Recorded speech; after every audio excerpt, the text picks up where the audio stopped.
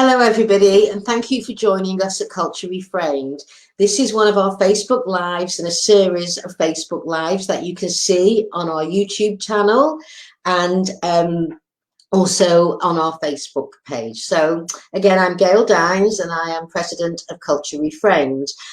Please, when you go into the chat, please put who you are, where you're from, post any questions that you like, and all of our Facebook Lives are archived on our Facebook page as well. So it is with great pleasure that I introduce today an incredible woman, Dr. Sharon Cooper. So I'd like to tell you a bit about Sharon before we start.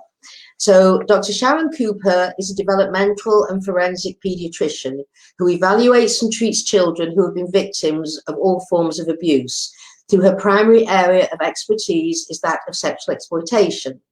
Dr. Cooper holds faculty positions at the University of North Carolina, Chapel Hill, Department of Pediatrics, and the Uniformed Services University of Health Sciences in Bethesda, Maryland. Dr. Cooper actively evaluates victims of child sexual abuse images, and commercial sexual exploitation, and has been qualified as an expert witness in more than 300 court proceedings. So, with great pleasure, I'm introducing you to Dr. Sharon Cooper. Hi, Sharon, how are you? I'm fine, Gail. How about you? I'm doing well, thank you. And I do have to sort of tell our listeners the first time we met. So, we've both been working on a case against a pornographer. And someone had suggested I speak to you because you'd been on the case previously. So I remember I get on the call, and within 10 minutes, I thought, how did I not know about this woman? Where has she been all my life? I mean, it was like every time I talk to Sharon, I feel like I've got a PhD in another field. You are a wealth of information on this, and you do work that is, I mean, my work is hard, but what you do around issues of child sexual abuse images, I just really, you do the goddess's work, you really do, and it's thank you so on sweet. behalf of children and parents everywhere for what you do. So sweet. Let's talk about the first thing. So why should we be talking about information and communication technology grooming? Why is that an issue? So, information and communication technology grooming, or ICT grooming, has become one of the most common means of offenders accessing children and convincing them that having a relationship is reasonable. Whereas in the olden days, you would have individuals who were in youth serving organizations such as teachers or scout masters or other people who had access to children, relatives, and families who would have face-to-face contact with a child and would gradually groom them by just being nice to them and giving them treats and telling them how important they were. Today, we have a far more prevalent and problematic form of grooming, and that is through cyberspace. And I have worked in cases where individuals have published grooming guides on how to use internet and communication technology in order to groom children, how to get into their cyber world, what to say. And some of the more really egregious cases that we've seen have entailed online enticement from an individual who poses often as a slightly older person than the child or adolescent that they're seeking to groom, maybe 18 or 20, when in fact they're 69, and they are talking every day to individuals, to these children, and become their BFFs, even though the children have never seen them and do not know who they're really talking to. Okay, now I don't want to put in any way this to be blaming the victim, but are there things that put some kids more at risk of being groomed than other things? Yes, there are. What we know is that children who've had a lot of adversity in their lives are at higher risk. So if they've been children who've grown up as victims of neglect, other forms of child maltreatment in families where there may be intimate partner violence or there may be a lot of instability, it's easier to befriend a child like that because they are needy children. And if they find a rescue, so to speak, on their cell phones, that is someone that's talking to them on a regular basis through a video game or in some other means, that becomes the most important person to them. And it's really easy for them to be able to convince them that I understand what you're going through. I went through that too. Children who have had marital breakups in their families and where there's a lot of stress going on in the household are going to be at higher risk. And then some children who have developmental problems, who social skills are such that they don't know how to screen out what would otherwise be recognized as high risk relationships, are also at risk for this. So, and I completely agree. I mean, I've seen the research, but I want to ask you a sort of more philosophical question here, is that given that all of these kids are being brought up with easy access to pornography and in a hypersexualized culture, isn't just a risk factor being part of this culture? Absolutely. A lot of the statistics that float around speak of the fact that the average age for children accessing internet adult pornography is around 10, 9 or 10 years of age. And so when children are beginning to have that as their sex education, especially since most public schools don't have sex education anymore and haven't for several years, then their understanding of what constitutes a relationship is going to be skewed, and it's going to be always very physical, not really focused on being kind to each other. Let's have a talk conversation. Let's have a relationship that's based upon interaction that doesn't entail sexual contact. Instead, they're going to think that the most prevalent thing that I should be doing and the most important thing I should be doing is having a sexual contact with you. That will show you that I like you. Well, I know. And I mean, when I've sort of been reading the research as well about sex education, what's very interesting is the empirical research coming out of the journals is that most kids hate the sex education they get in schools, think the teachers are useless and don't know what's going on in their lives, know full well that the teachers feel uncomfortable, and the teachers do because they've not been trained, and that I have not yet come across any curriculum with sex education that helps children unpack the images they've seen in pornography. So how do you even begin to do sex ed when kids come into the class with all of the sexual template formed by pornography?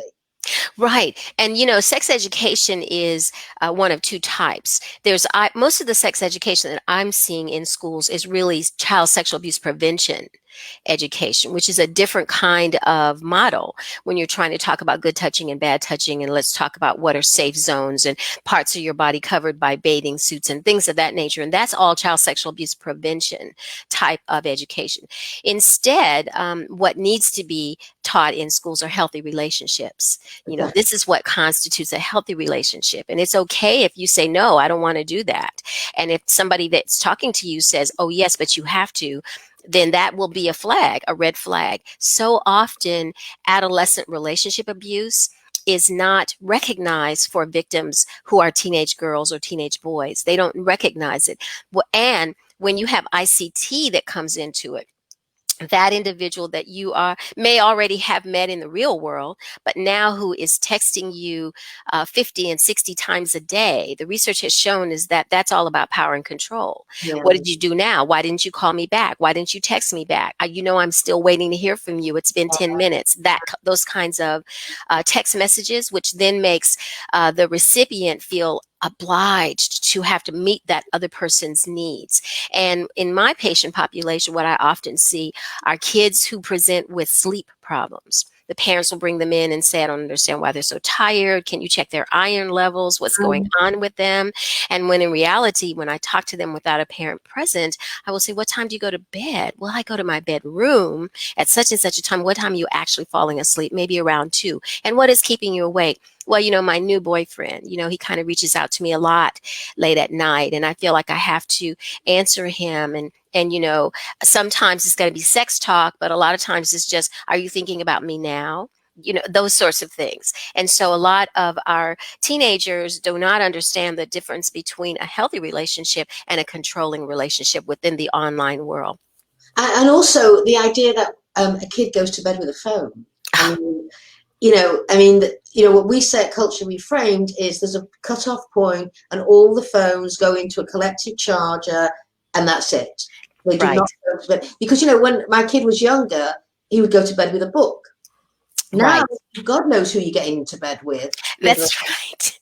That's with right. a phone. And when you talk about adult pornography exposure, that is the classic time when children are going to start looking at internet pornography because they're in their bedrooms, they're by themselves, nobody's expected to come in and interrupt them. And so it will really start to reshape their sexual desires if this is what they're looking at often during the night. And especially if a new boyfriend or girlfriend sends images to them of that nature or links and says, hey, this is what I was looking at. I want to show you what you can look at. Hey, maybe we can do that together. Don't you think that's really cool? And it establishes a relationship that goes beyond caring and knowing each other as a person. And it immediately jumps into sexual contact. It's a And classic porn relationship, yes, isn't it? yes, it You use is. it for sexual purposes, and then you're on to the next one, and the next one, and the That's next. right. That's right. And what happens is that when that kind of interaction occurs, girls in particular start to see themselves as having their only value in their sexuality. And the American Psychological Association has already helped us understand that that's that concept of sexual self-objectification. I'm really an object, and I'm going to do what you want me to do because that's the definition of love now.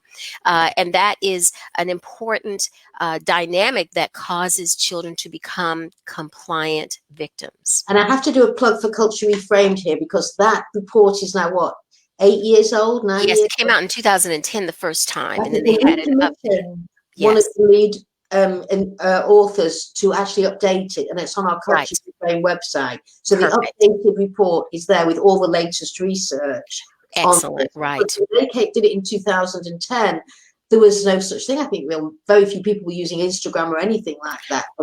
The kids have now got their own social media platforms, which, by the way, leads directly to Pornhub. You can go from Instagram, Snapchat, right through to Pornhub in 5 seconds if you know what you're doing. Absolutely. And you know what, Gail, as a developmental pediatrician who has a lot of patients that have ADHD and learning disabilities and autism spectrum disorder, I have to have some ongoing conversations with the parents of my children to talk about how to keep them safe in cyberspace because their abilities to filter out messages that might be high risk are going to be impaired, especially children who are on the spectrum.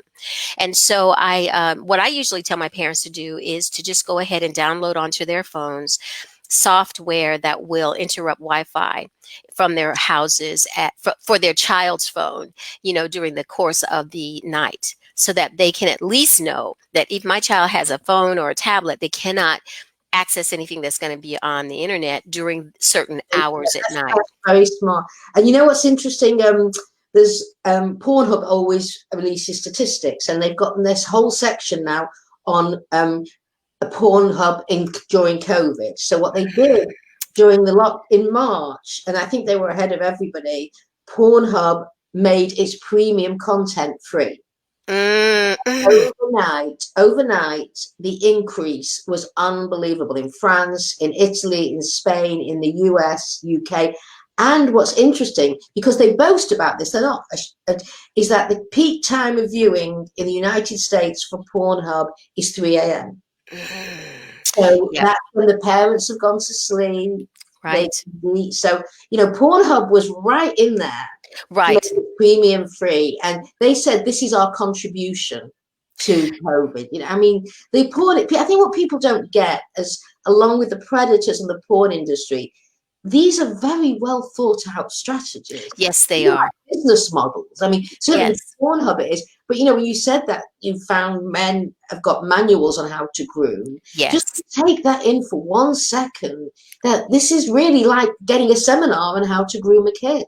It really is. And, when I'm having a conversation with parents and the child is in the room, in the exam room, of course, I have to say to them, okay, now I'm going to be speaking in code. That's what I say to my parents. And especially if I have children who are not really paying attention to me because they may be on the spectrum, but I will say, you need to be extremely careful now. This is not what you would think is a rite of passage. So many parents who have children that have different abilities want their children to mature like other kids and want them to be able to do what other kids are doing. And so they don't want to prohibit them.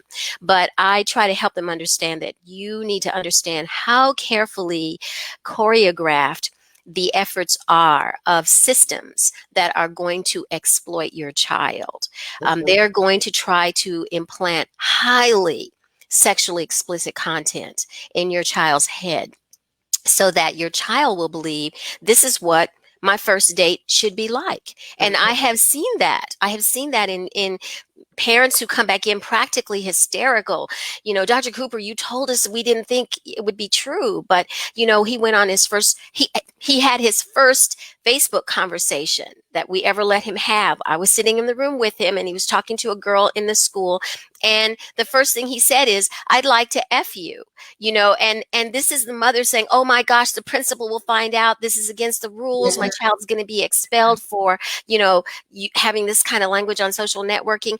And this is her teenage son who doesn't know that that's not socially acceptable, because social acceptability and knowledge is a hindrance for him. He doesn't, that's what's going on with him.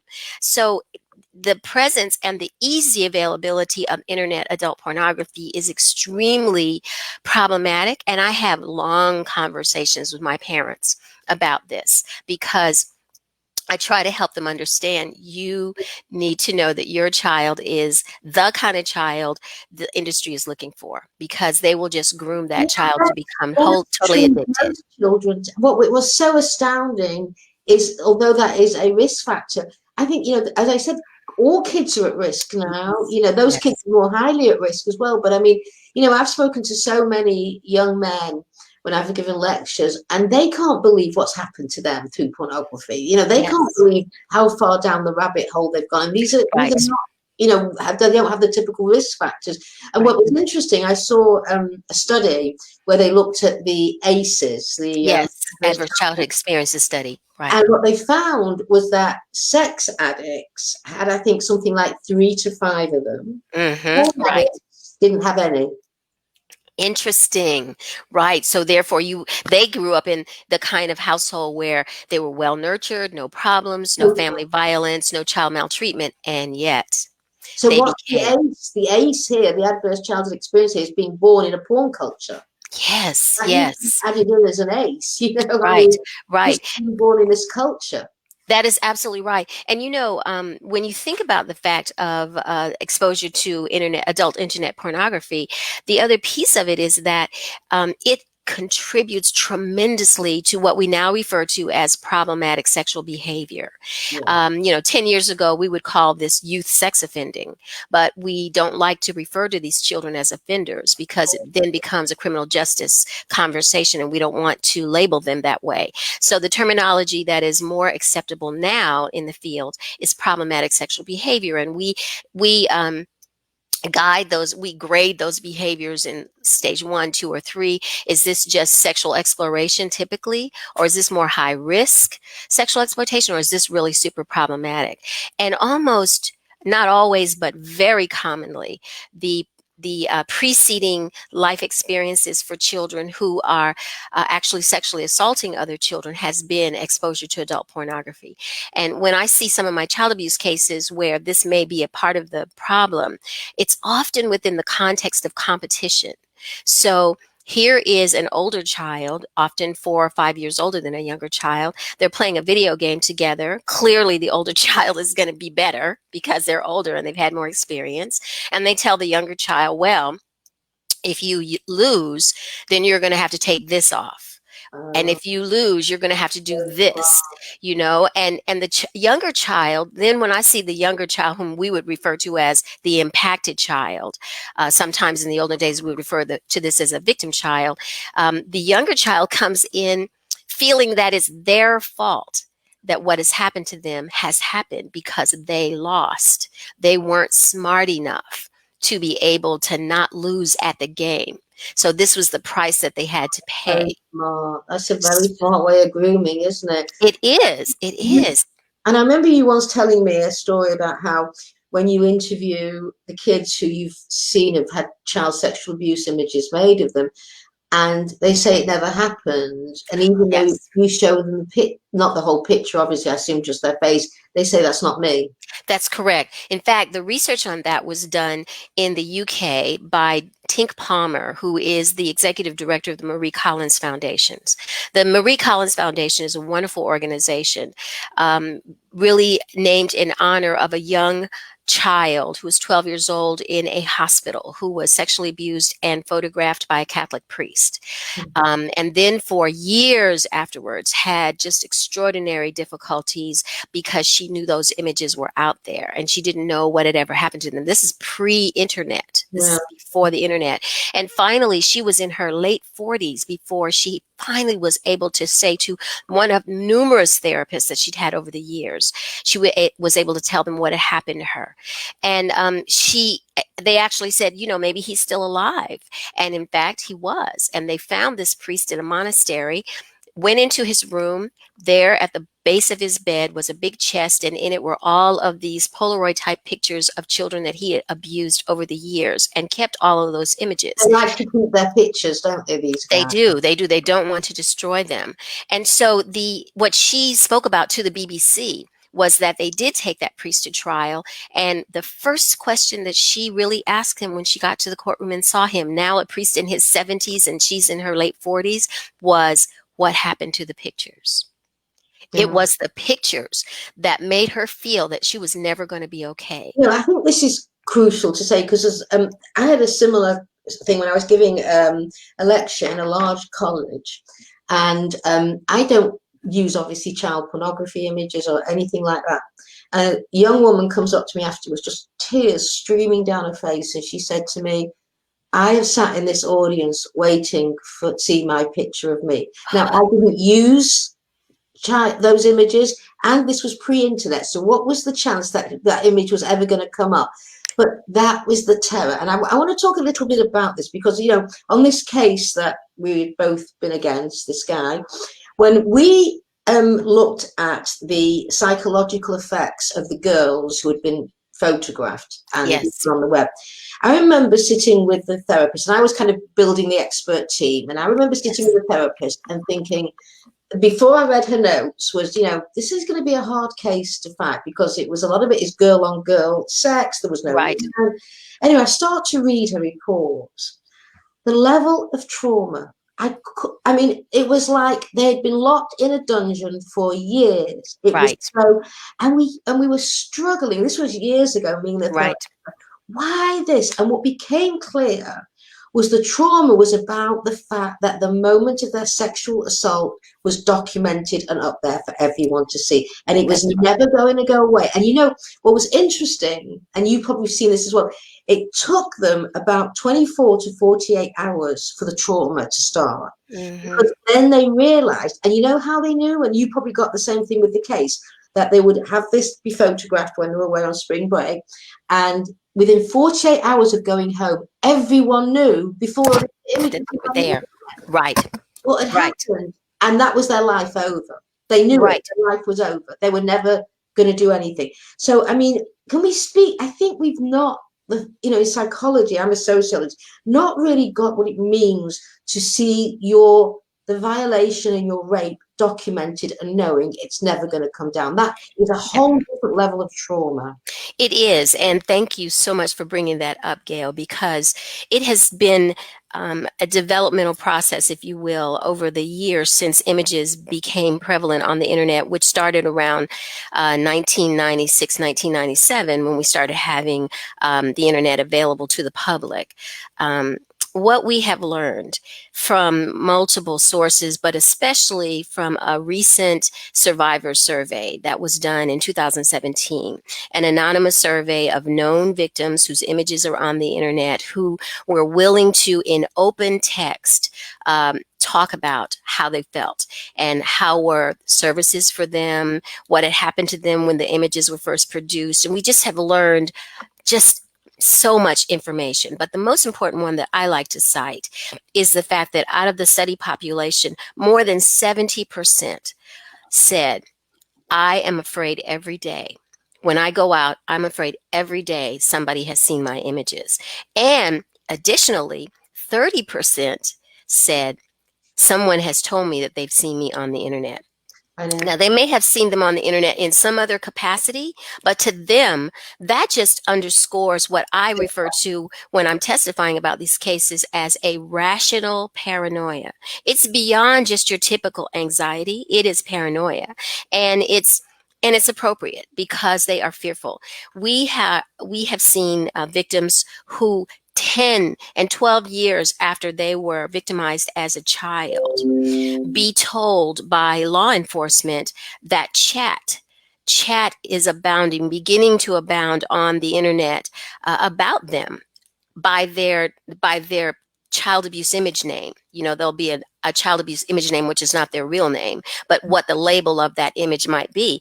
And they will have been notified by law enforcement that people are seeing Facebook pages or things of that nature that suggest that this is that person, that child. We think this is her. Let's go find her, rape her, and see if she still likes it.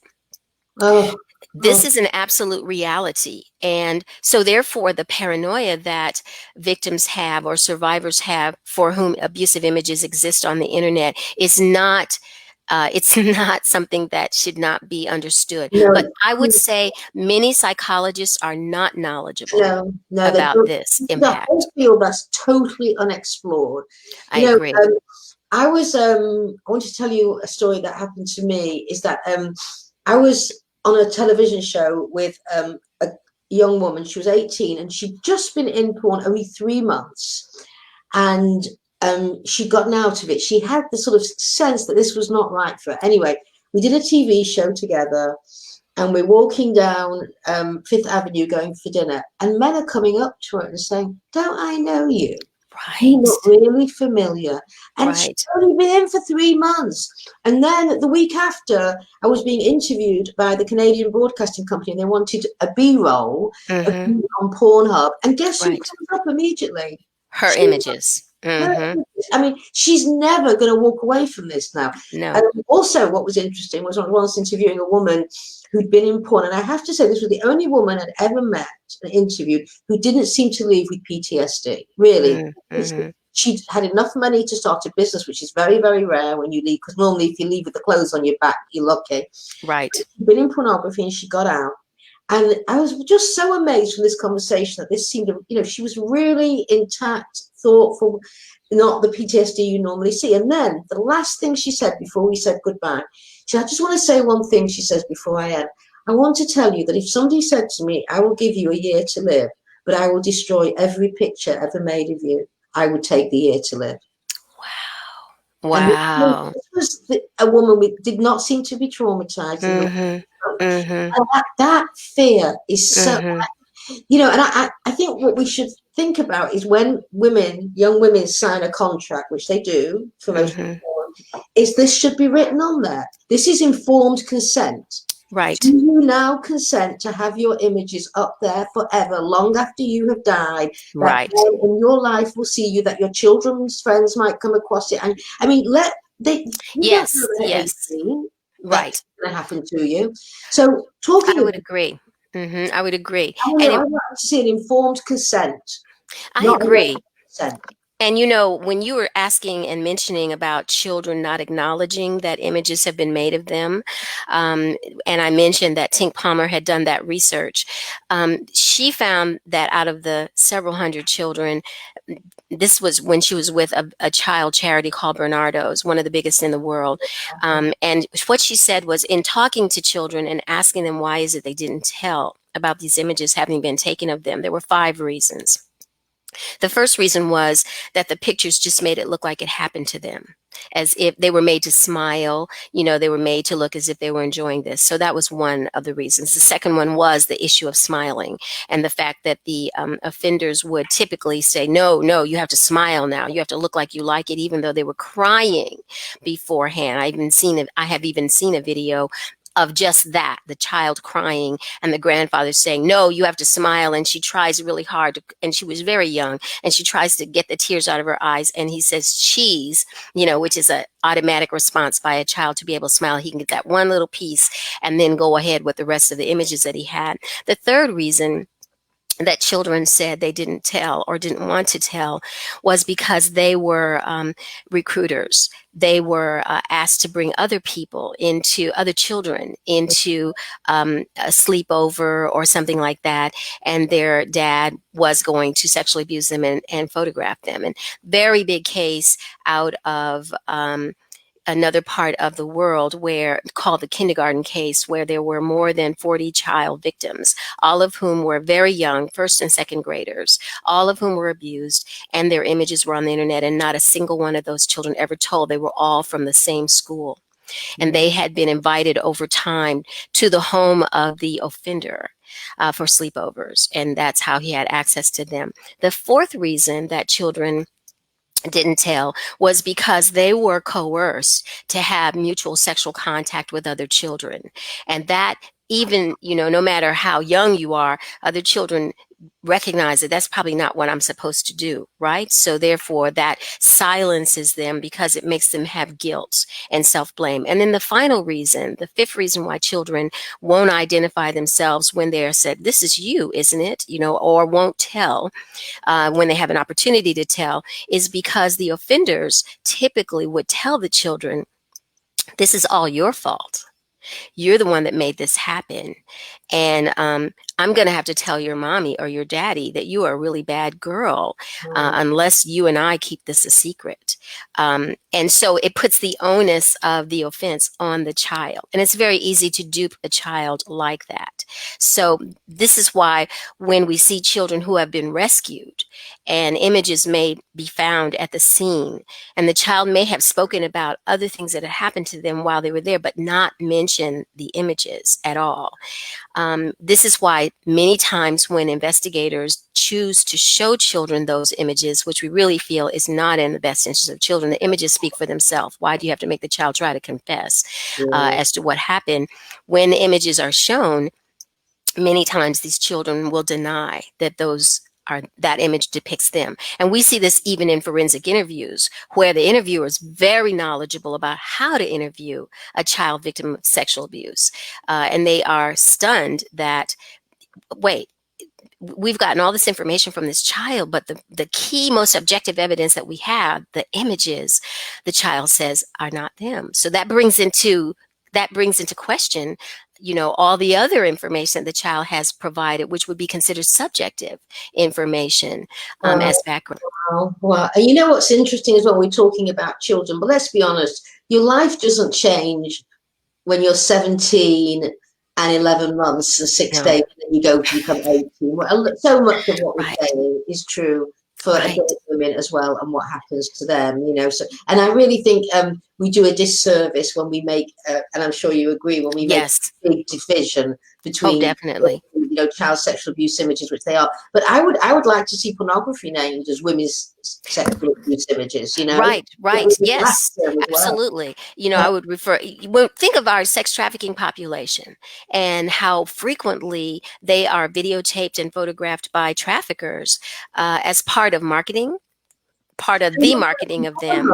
There's a whole category. Yes. Of women who don't know they're being photographed by their johns. Right. And then they're in the sex trafficking survivors that I've evaluated and testified about. Some of them speak of the fact that they're originally raped very brutally by the trafficker, who is videotaping that at the same time, camera on a tripod, and then they're extorted and told, if you don't do what I tell you to do, I'm going to send this to everybody who knows you. I'm going to send it to your church or your synagogue. I'm going to let everybody know what kind of person you really are. It's used for the purpose of exploitation and extortion from that perspective. But we also see offenders who are buyers who will say, I'm going to pay extra money because I want to have a video of this encounter. And the victim feels unable to set any limits because they have already been coerced, and they will be beaten or killed. Traumatize them and get power over them. That is right. I'm just listening to this stuff, and I'm sure I'm seeing in the chat, just, this is overwhelming stuff, and I'm going to take some questions in a minute, but I want to ask you something about, one of the things that's very troubling in my area in sociology, who study this, is how much sometimes women calling themselves feminist sociologists are arguing that sexting is empowering. And it's a way that a girl experiments with her sexuality. And it's like, what world do you live in that this is what you say? So can you explain the impact of sexting and what goes on here, just so we get some clarification out there, so I don't have to read another academic article by another faux feminist who says it's good for girls to sex? Right. My experience with taking care of children and teens who've had this have had the experience of self-generated images, and then after the fact have either been bullied because those images were disseminated without their approval or their permission, or they are always afraid, or those images were used as a form of blackmail by not just the boyfriend that they sent those images to, but to other individuals who now have access to them and say, hey, you know, this is what you're going to do for me, or else I'm going to show these images to other people. Or these are girls, typically girls, very often they're girls, because girls' faces are usually seen in these images, whereas with boys, it's genitals that are seen. So you don't really know. Yeah, right. You don't know whose genitals they are. But the other thing that they begin to be afraid of is long-term life impact. If I'm going to apply to go to college, what if somebody finds out that these images are out there? How about the fact that there's this whole legal problem with the fact that if you have sex with somebody as an underage minor, you may or may not be committing an offense depending upon the age of consent for a given state. However, if you videotape any kind of sexual encounter, or if you have images that don't even have another person in it, and you're less than 18, then you have produced abusive images, and that is a federal crime. And so, boy, does that not make it even more. And how can teenagers and their families have any knowledge of the nuances of the law like that? But you know, here's a mom with her daughter who has made a bad choice, perhaps, and now it's becoming, now it's a federal crime, and she has to be a registered sex offender, which is what the outcome is when you commit a sexual crime. Look at the long-term implications for a person who has no knowledge that, boy, I just thought I'd send a pic because he asked for it. And so we're trying very hard not to criminalize that behavior, and we're trying very hard to educate attorneys and juvenile court justices and social workers on diversion and education and other means of consequences that are not going to be in the juvenile justice system, because it's too ubiquitous and it's too bad. It's the outcomes, the consequences are too life-changing. So we really want to try to not harm this child who just didn't have any knowledge of how bad it was going to get. Pushing her into the sex industry because you're taking away her capacity to have any other job as well. Absolutely. That is right. That's right. So there's so many questions people have here. And I think a lot of the research that we've discussed, we'll put on the Culture Reframed Facebook page. And also, people are particularly interested in that app that you said closes down the Wi-Fi. So if you could get information for that. So I'm just going to see what questions. I mean, people are basically, as one is, very upset by this, especially if they didn't know that this was going on. And I have to say, I mean, I've developed a strong stomach after doing this work on pornography, but when it comes to child sexual abuse images, all of that seems to just collapse. And I remember speaking to you just a few weeks ago after I'd seen some stuff, and there's something about seeing that is just beyond. How do you manage, Sharon? How do you First of all, I truly appreciate what you're saying, Gail, because research was done it was in Europe several years ago, comparing homicide investigators from investigators who had to investigate abusive image cases, what we were calling child pornography cases in those days. And this was an occupational safety health analysis research. And they looked at the baseline level of PTSD at the time that these individuals were going to be studied. And I think they were studied for 18 months. And then they were reevaluated for PTSD 18 months later.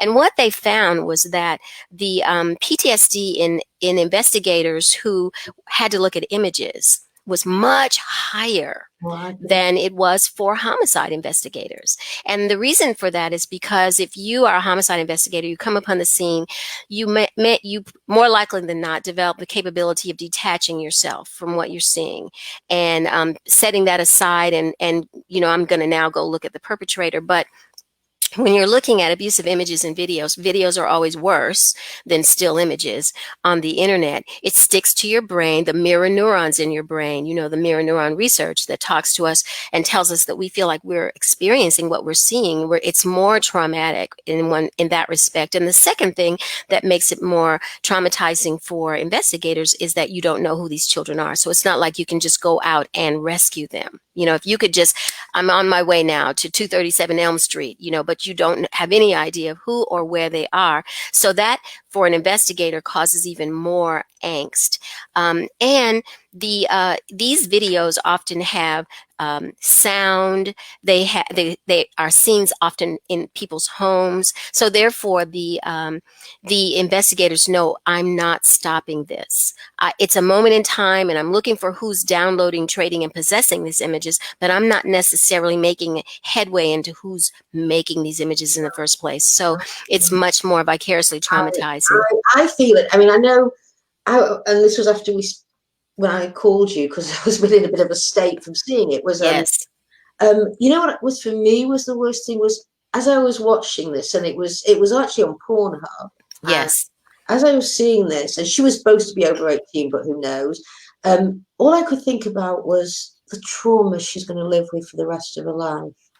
That was for me what got me. This is laying a path of such trauma and pain and suffering. And that got me so deeply. There's so much suffering and pain in the world. And, there's just being added to and added to. And now we know with COVID, and maybe you can speak to this, is that there's been an increase in the production and consumption of child sexual abuse images. So things have gotten so much worse. Right. Let me just respond to the issue of trauma first. You are absolutely right about that. And what we now do when we see adults for whom images were made as children, we want to survey them medically very aggressively, because the chances that they're going to have significant ongoing medical problems are high, because they are in a chronic state of toxic stress.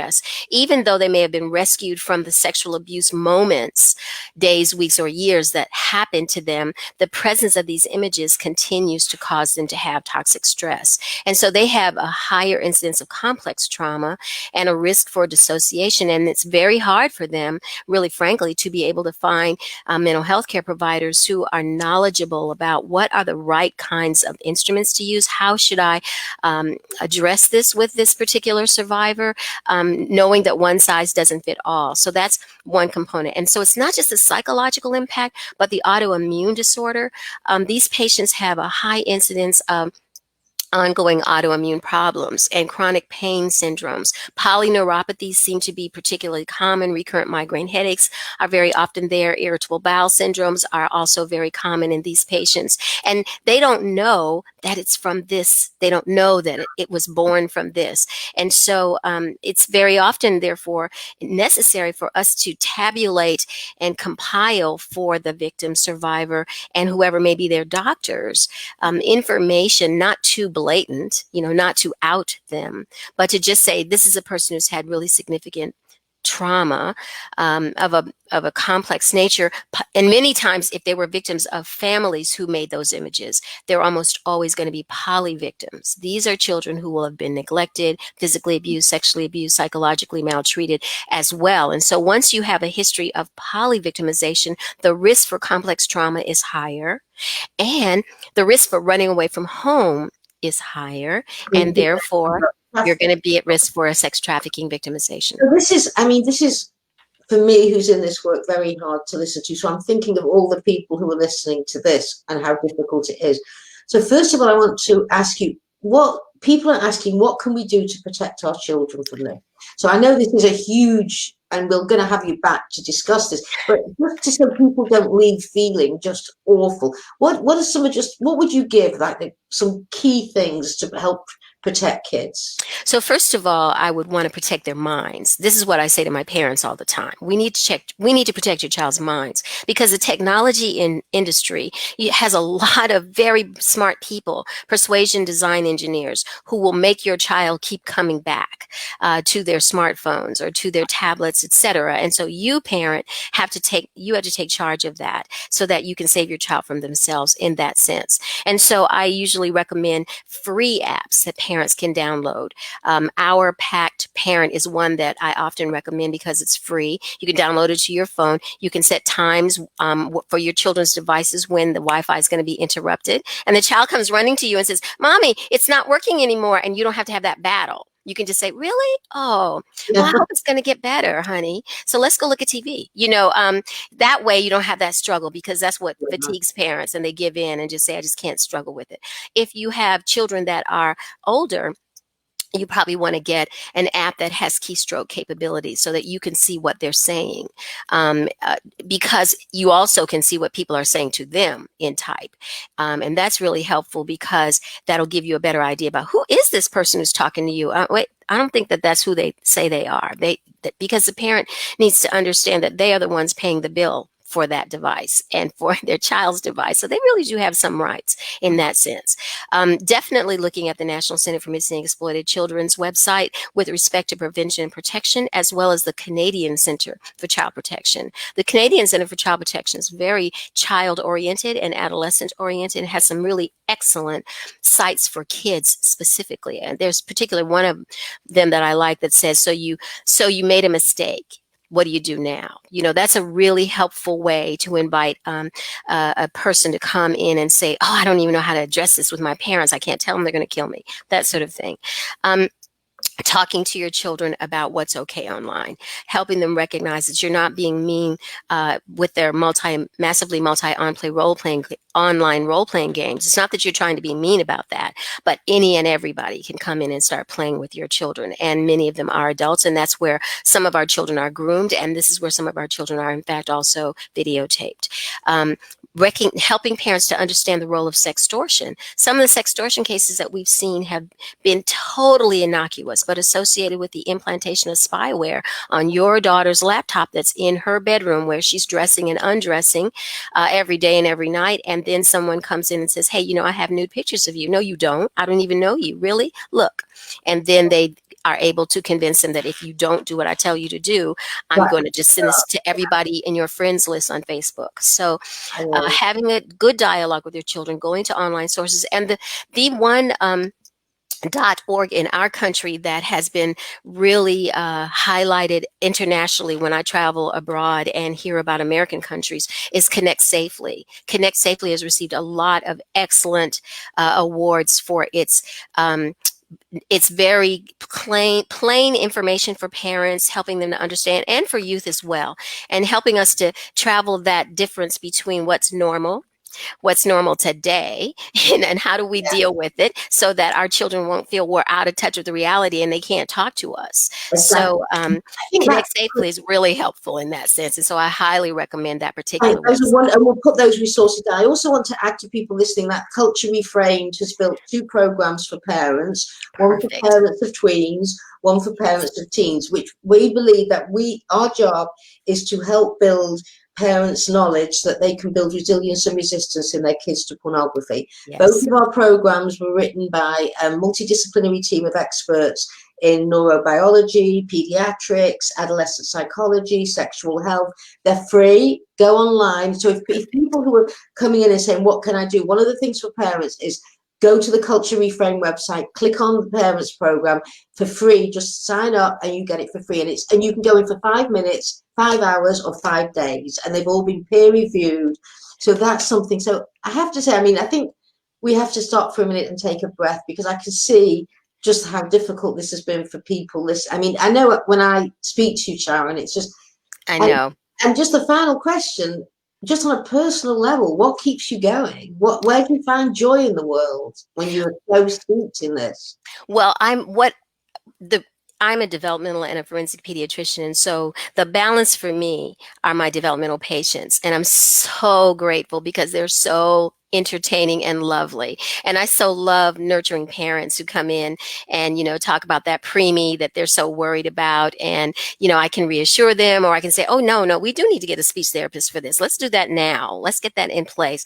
Having the ability to have a therapeutic relationship with children is reviving, because you're absolutely right. If you only lived in that space where you see trauma and terrible things, and you can't really do a whole lot except add to our fund of knowledge and try to help people pick up the pieces after they've been rescued, will be very vicariously traumatizing. But for me, being able to talk to parents and talk about healthy time online and what we should be doing, and paying attention, especially now during COVID, about how ineffective some aspects of online learning are. So you need to go on to Amazon.com and order the teacher's manual and order the hard copy book of your child's math, so that not in addition to their having to look at their virtual classes, they have a hard copy.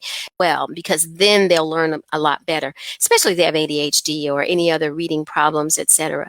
So I try really hard, and I'm a musician, so that I do get to lose myself every once in a while in playing the piano in the market. I mean, this work you do is just astounding, and really, on behalf of everybody, that you have stuck with this for so long, and I don't think anyone knows as much as you do around this topic, really. I have to say, Sharon, I have never come across anyone like you who knows this amount. You are my go-to person when I'm dealing with this stuff and need more information. And I just know that people have had a difficult time. And I say to everybody here, we do these because we feel that this is information that everybody needs to have. We wish we didn't have this world. This is not what we signed up for. This is what has been thrown at us, and we have to fight. And you know what? We have to climb mountains for our children. That's Right. what we do. We have to climb mountains to save our children. And this is an enormous mountain that you're climbing. But let me tell you, if anyone can do it, Sharon, it's you. That's what I do. Thank you, Gail. Thank you for inviting me. I really appreciate it, and I hope the information is helpful. Oh, helpful. You can see what's going on in the chat here. I mean, it is helpful, and they're having a difficult time. So I understand that. And I just want to say, everyone, thank you for joining. I know this wasn't easy. I know I'm not having an easy time with it, so I'm sure other people are. But again, Sharon, thank you for everything that you do. And I'm sure everyone on this chat will want to say thank you for all the work that you do. And I'm sure we'll be in touch soon, Sharon, because as you know, as I said, you're my go-to person. So thank you. Yeah, it's very mutual, very mutual. Thank you so much. Well, take care and have a take care. Okay. Bye-bye. Thank you, everybody. And thank you for joining us, everybody. And this will be put up and recorded on our Facebook page as well as on our YouTube channel. So thank you. Perfect.